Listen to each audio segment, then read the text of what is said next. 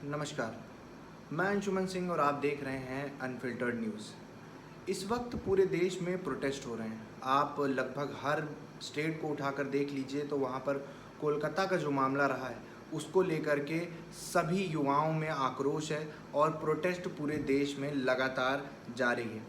हालांकि इसके ऊपर कोई पुख्ता निर्णय किसी भी सरकार द्वारा, चाहे वो कोलकाता सरकार द्वारा हो या सेंट्रल गवर्नमेंट द्वारा हो, अभी तक नहीं लिया गया है। जांच चल रही है, अपराधियों को ढूंढा जा रहा है, इस तरीके के काम ज़रूर हो रहे थे। बीते दिनों सुप्रीम कोर्ट ने इस केस को अपने अंडर में खुद से ही ले लिया। किसी ने अपील नहीं करी, न सरकार की तरफ से न किसी और की तरफ से कोई नोटिस नहीं था। उन्होंने खुद इस केस को अपने अंडर में लिया। क्यों? क्योंकि ये इतना बड़ा मुद्दा बनता चला जा रहा था। पूरे देश में आक्रोश की स्थिति थी। युवा जितने भी थे वो सब सड़कों पे आ चुके थे और सब ये डिमांड कर रहे थे कि एक सेफ स्पेस महिलाओं के लिए हॉस्पिटल्स के अंदर होना ही चाहिए। और इसको लेकर के बहुत सारे प्रोटेस्ट हो रहे थे। पूरे देश की मीडिया इस चीज़ को कवर कर रही थी। पुख्ता चीज़ें सामने नहीं आ पा रही थी, पर सुप्रीम कोर्ट ने इस चीज़ का संज्ञान लिया, माननीय सुप्रीम कोर्ट ने। और अब उन्होंने कुछ 5-6 पॉइंट्स यहाँ पर निकाले हैं, कहे हैं, जिसके बाद जो है अब इसके ऊपर कार्रवाई शुरू होगी। मैं आपको एक एक करके उन पॉइंट्स को बताऊँगा यहाँ पर। तो सबसे पहले जो सुप्रीम कोर्ट ने कहा है, मैं आपको वर्डिक्ट सुन के पढ़ के बताता हूँ कि it appears crime was detected in early hours, medical college principal tried to pass it off as suicide. ये सुप्रीम कोर्ट का कहना है कि हत्या के पहले क्राइम जो है वो कमिट किया गया था, दुष्कर्म किया गया था, और जो कॉलेज के प्रिंसिपल थे उनके द्वारा इसको जो है सुसाइड दिखाने की कोशिश की गई थी। तो ये इस बात का जो खुलासा है वो सुप्रीम कोर्ट ने किया है। तो कहीं ना कहीं शुरुआत से ये चीज़ तो क्लियर हो जाती है कि ये उतना सीधा केस नहीं है जितना मैं और आप हम समझ रहे थे।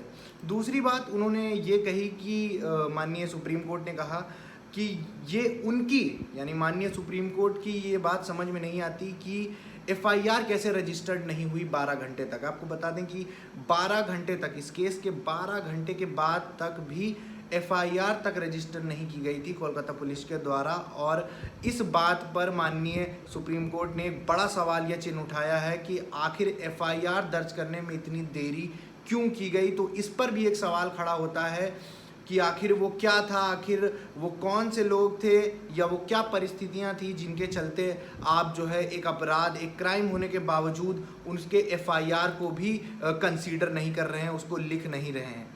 इसके बाद सुप्रीम कोर्ट ने कहा कि let the power of West Bengal government not be unleash on protesting doctor, civil society और लॉयर। माननीय सुप्रीम कोर्ट ने ये चीज़ भी साफ कर दी है कि जो भी बच्चे प्रोटेस्ट कर रहे हैं, एक तो ये बड़ी एक खुशी की बात है कि बहुत पीसफुली प्रोटेस्ट हो रहा है देश के अंदर। हर एक चीज़ का सम्मान किया जा रहा है, कहीं पे भी लॉस को नहीं तोड़ा जा रहा है। तो very very congratulation to those जो ये प्रोटेस्ट कर रहे हैं। आप पूरी तरह से सक्सेसफुल हुए हैं। माननीय सुप्रीम कोर्ट ने ये चीज़ कही है कि कोलकाता गवर्नमेंट इस चीज़ का ध्यान रखे कि जो भी लॉयर्स इस प्रोटेस्ट के अंदर शामिल हैं, जो भी सोशल वर्कर्स इस प्रोटेस्ट के अंदर शामिल हैं, जो भी बच्चे डॉक्टर्स इस प्रोटेस्ट के अंदर शामिल हैं, उनके ऊपर शक्ति का प्रयोग कोलकाता सरकार बिल्कुल नहीं करेगी। तो ये चीज़ यहाँ पर मेंशन करी गई है। इसके बाद 2-3 सवाल और सुप्रीम कोर्ट ने खड़े किए, जिसमें से पहला सवाल ये था कि सबसे पहली बात तो ये कि एक अस्पताल की जो घेराबंदी होती है, जो सुरक्षा होती है, वो पुलिस की जिम्मेदारी होती है। तो जो मॉब था, वो मॉब हथियारों के साथ सबसे पहले तो अंदर पहुंचा कैसे। उन्होंने पुलिस को इस बात के लिए कंडेम किया है कि किस तरीके की सुरक्षा व्यवस्था वहां पर की गई थी कि इतना बड़ा मॉब जो है वो अंदर चला गया और ये सारी चीज़ें वहां पर हो गई। और तो पुलिस के ऊपर, जो कोलकाता पुलिस है, उसके ऊपर बड़ा सवालिया निशान उठाया गया है। वहीं एक और बात माननीय सुप्रीम कोर्ट ने कही कि वेस्ट बंगाल जो वेस्ट बंगाल जहाँ पर ये हुआ है, West Bengal allowed the vandalisation of RG Kar hospital by a mob when it was duty of police to secure round the clock hospital where the ghastly crime scenes.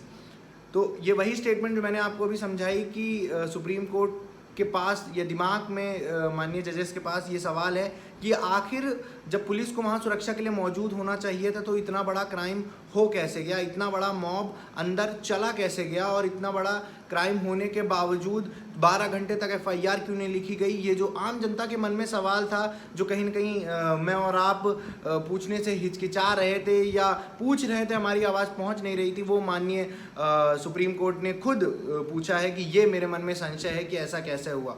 और एक और बात अंत में उन्होंने कही, जो मैं आपको कोट करूंगा, if womens are not able to go to work and conditions are not safe, we are denying them equality.